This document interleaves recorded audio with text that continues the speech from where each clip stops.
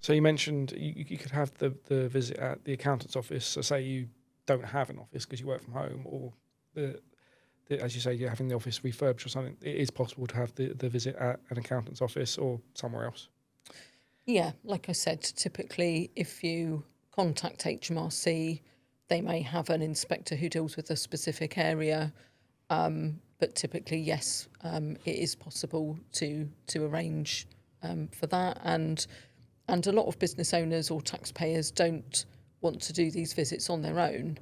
So actually having the professional there guiding them, and I guess just talking a bit more about what our team at Kirk Rice can offer, just thinking about, that entire process from A to Z. You've got the letter, perhaps there's a bit of the letter you don't understand. Okay, come and talk to us. Let's decode that for you.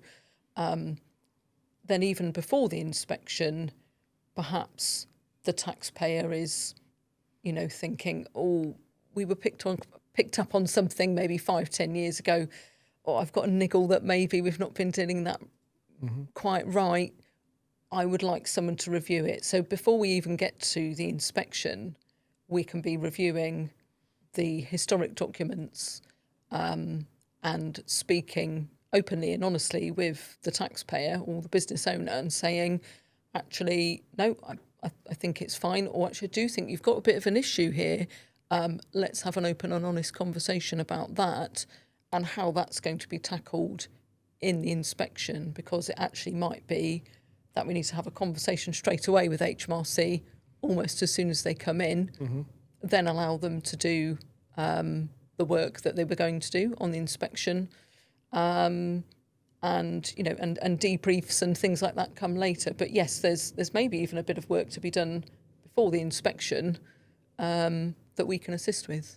I'm guessing the main purpose of the business owner being there is to be able to explain to HMRC what their business is, what's going on, and then you've got they have the backup of Kirk Rice there to be able to provide that more technical expertise to answer any question HMRC might have on why it's been treated this way or that way, and give that more like tax specific backup to free up reduce the stress of the business owner, because they won't necessarily know all that information because a professional's done their tax return or a professional's done their VAT return. Yeah, that's a really good point, John. I think it feels like it should be obvious when you go to a company's website or look at the name what they do, but actually if HMRC are looking at, let's say they've come in to investigate a VAT situation. Well, VAT is a really complex area. It can get very, very complex, and so knowing, for them, having a business owner there to explain exactly what the business does means that HMRC then make the right conclusions when they're investigating. And yeah, exactly what you were saying about having Kirk Rice there as the professional, that will allow a quicker explanation to HMRC about the transactional data, or the maybe, again, if we're talking about VAT, at the type of VAT scheme that's been used,